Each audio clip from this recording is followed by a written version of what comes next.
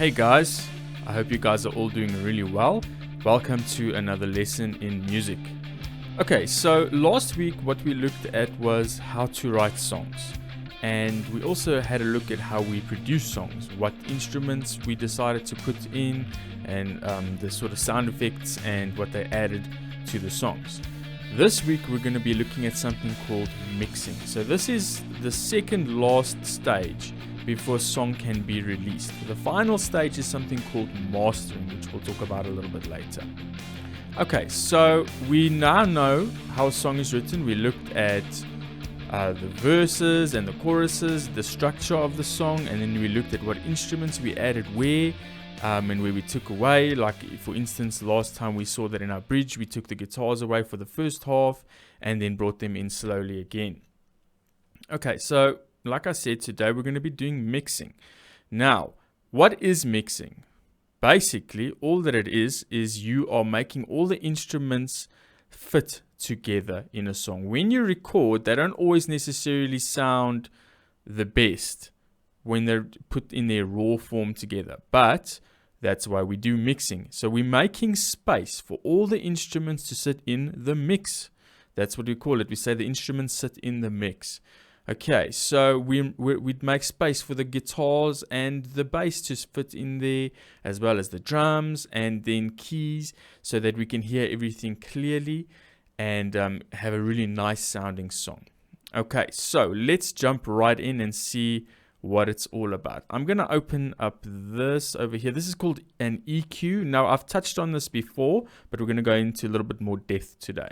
So this is called an EQ. And basically what an EQ does is it either highlights frequencies, it makes certain frequencies louder, or it takes certain frequencies away. Now, how music works, well, not music really, but sound, is if you guys look at the bottom here, you'll see this is 50 Hz, 100 Hz, and then 1 kHz. Okay, the Hz stands for hertz. Okay, it's just how we measure sound. And the kilohertz is the same thing. It's just 1,000 hertz. Therefore, they would say kilo. All right, kilohertz. So music is actually from 20 hertz all the way up to 20,000 hertz or 20 kilohertz. Okay, and that's where everything sits. So instruments that are low sit over here. For instance, with drums, you have and bass guitar between 50 to 200 hertz. They shine out quite a lot. Guitars and voices and things would be here in the 1 kilohertz range. All right. And that's just like a quick brief explanation of how they fit in there. So now, how do we start mixing? That is the question here. All right. So let's have a look. First things first, what you guys will notice is you can see all of these little things here. These are called faders. And what this does is it makes certain instruments louder or softer. So the first thing we start with is something called a volume mix. So what you want to do is mix all the instruments together to get a good volume so that they balance out together. So you can see they're all at different volumes and so on. So if I play it, let's say I wanted something louder. Let's take this melody for instance. Okay, now that's obviously way too loud, but you guys get the idea. Okay, and that's what happens in a volume mix. You add the instruments in where you want them and you make sure that they're either going to be louder or softer. Okay, now above the volume, you guys will see this little blue line here. That is called pan. All right, so what pan does is it takes something, we looked at this a bit last week, and it will stick it either to the left or the right or in the middle. So this guitar is to the left. This guitar is to the right. This guitar is in the middle. Okay, so again, guys, just like last week, wear headphones. It'll be way easier for you to hear what's happening. Okay, cool. So we have volume and pan, and that's kind of the beginning part of doing your mix. You get all your instruments at a nice volume, and then you pan them as well to put them in the different places within the mix. All right, so when we do the panning, I just want to mention this quickly. It creates space in the mix so that not everything is sitting right up the middle, because then it gets really difficult to hear everything because it's like right up the middle. All right, so when we pan, it just creates a little bit more space for everything. Okay, now the first thing we're going to look at is something called EQ. These are my drums. Now my drums are all going to this one channel here called a drum bus. All right, whoops, I don't want to change the color. So this purple channel here is my drum bus. Now if I solo this, you'll see all my drums will go there. So now we can only hear the drums. All right, and this is usually where I start. I want to make sure that my drums are sounding really good and that they are balancing with my bass guitar. So the first thing we do is I'm going to look at my EQ here. All right, so what I've done just by looking at it is I've made 50 hertz a little louder. I've taken away from what is called the low mids, the low mid range. And then I've boosted over here in what's called the high mid range. Now let's play that. Let's just mute the bass for now. Okay, I haven't added it yet. Okay. All right, now this is going to be subtle. I'm going to switch it off. Now I'm going to switch it back on. Okay, so it's very subtle what you'll be hearing there, but it does make quite a big difference. What I've done is I've cut out the extreme lows because they don't need to be there. Then I've added 50 hertz. That's for the kick drum, the doof. This is the low mids is usually an area that gets really messy. So it makes things sound kind of boxy in a box, or muddy as they would say. So we take out a bit of that. And this over here will help my snare, the bah. So if we listen, okay, there's no snare there. That snap, bah, bah, that helps my snare a lot. So if I switch off, it's kind of weak, but when I add it back in, it's got a lot more snap and a lot more low end. All right, so that makes my drums sound really cool. Now, what I'm going to do is I want to make sure that my drums and my bass balance together. Now, the reason for that is this piece over here where my kick drum is can sometimes clash with bass because bass shares this frequency with it. All right, so I'm going to close my, actually, let's keep this here for now. I just want to see, oh yeah, there we can pin it. Now I'm going to open up the EQ for the bass guitar and let's have a look at what's happening here. Now, most people would think it would be crazy if you have a look over here. I've cut out a lot of low frequencies here in the bass. Now, the reason I do that is because we can't really hear below about 40 to 30 hertz. So that doesn't need to be there. So that can also make things sound a little messy. So we take that out, even though bass is a very low instrument. Now, what you'll also see is if we look at the 50 hertz here and the 50 hertz here, on the drums, I've boosted the 50 hertz. Okay, so I've given the kick drum the priority there. But what I've done then is I've boosted 100 hertz because this is where the bass sits a little bit more. But I haven't boosted it here. So we've created space for the bass here and created space for the drums over here. So we have them playing together. Let's switch up the EQ on the bass. You can see it kind of disappears a little bit there. It's not as strong as it would be. So I'll play from there again. Now I'm going to put it back in. Alright, so it's a subtle thing, but it just gives it a bit more oomph. Now what I've also done in my bass is I've added something, a little bit of frequencies at 2K. Alright, this is just generally if I put, it's just to hear kind of the fingers that are playing on the bass. It helps that stick out a little bit there. Alright, so then there I have my drums and my bass balanced. And that's exactly what we wanted. Alright. There you can hear it with the rest of the instruments.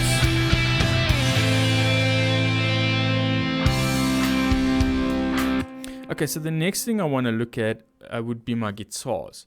Now, you guys will remember we actually have quite a few guitars playing at the same time here. Now, this can get really messy because now you have all these guitars trying to compete with each other. because guitars take up a lot of the same frequency. So we'll have a look at how we solve that in a second. The first thing we can do to solve that would be the panning. So you can see some of my guitars are panned in different areas. I have a guitar going up the middle here. Then I have these two guitars going left and right. And then over here, we have this little melody guitar and this harmonics. The harmonics only plays in the beginning there. But the little melody guitar is sitting just left. So it's not far left, but it's just left of the middle there. So that's the first thing we can do just to separate them. So my guitars are also going to what is called a bus. So that will just play my guitar. So let's have a listen. So my power left is on the left, power right on the right, main guitar in the middle there, and then my melody sitting sort of just left. If I put it a little bit right here, you can hear the change there. So that already has made some space for my guitars. Now also the fact that they are at different volumes makes a big difference as well, which also creates space for them. But just like with the bass and drums, we have EQ. Okay, so let's have a look at some of the EQs here. We'll go to power left. So power left and power right have the exact same EQ because these guitars perform the same function. They're just on the left and right. Now, what you'll notice is, again, I've cut out all the low frequencies. Guitars don't need these frequencies here.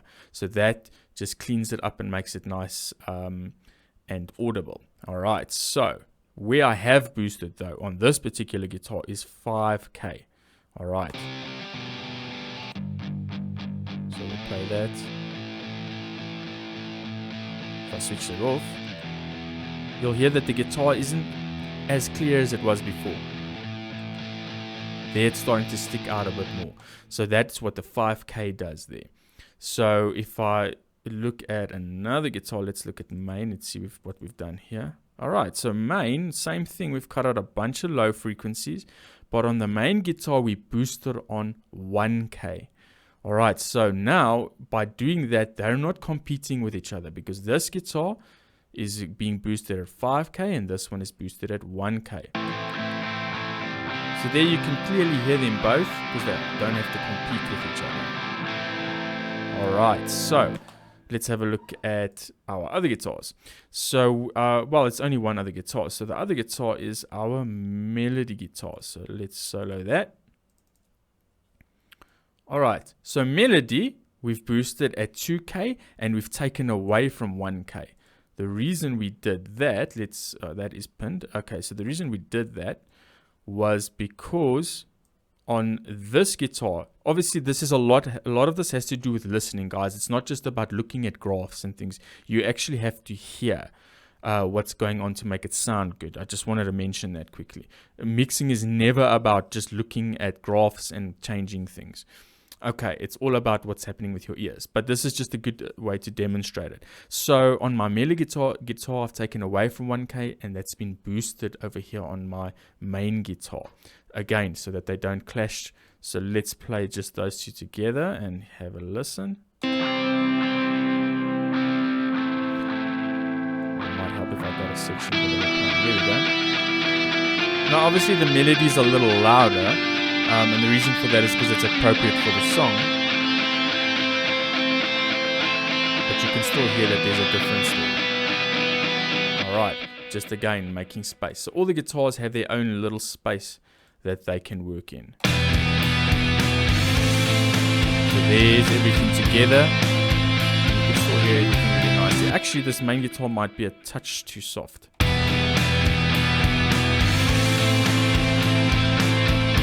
That's much better.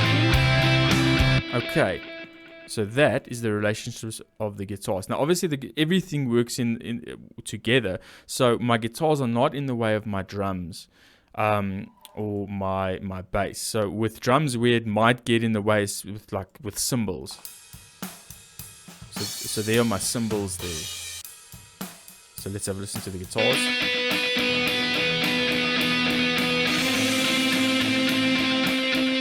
Alright, so that's where they could clash because they sit sort of in the same frequency range. Cymbals are actually a bit higher than that, but sometimes when you boost and cut things, those can get in the way of each other. Okay, and then the final thing we have here would be our keys. Now, I actually haven't done any EQ on this because I didn't feel like I needed to. So we don't add things in if we don't feel like we need to. Because the keys, it's a very subtle thing. It's not supposed to stick out a lot. So I was happy with how it was fitting in there, just the way that it was. Okay, guys, and that is the basics of mixing. Oh, there's one more thing I just want to mention. A lot of my instruments over here have something called a compressor on. All right, so this is a compressor. So if you have a look here on my bass, all that a compressor does is it's sort of like an automatic volume control. It makes my guitars and my bass, and even if you have a vocalist, it makes it go at the same level throughout the song, because what happens is these instruments are dynamic, meaning that they go loud and soft very easily, and so they'll dip in and out of the mix. So we use something called a compressor to help to maintain the volume. Okay, this is a very subtle thing. It's kind of difficult to explain, but as you see there's that little line popping up there. What that means is that is compressing those frequencies that are too loud. So every time the guitar, or not those frequencies but the loudness, every time the bass goes over a certain level, the compressor brings the volume down. So that's what you're seeing there. All right, and that helps everything to stay nice and balanced in my mix as well. Okay, guys, I hope that made sense to you and that you guys learned something out of this. Have a fantastic week further, and God bless you guys. Cheers.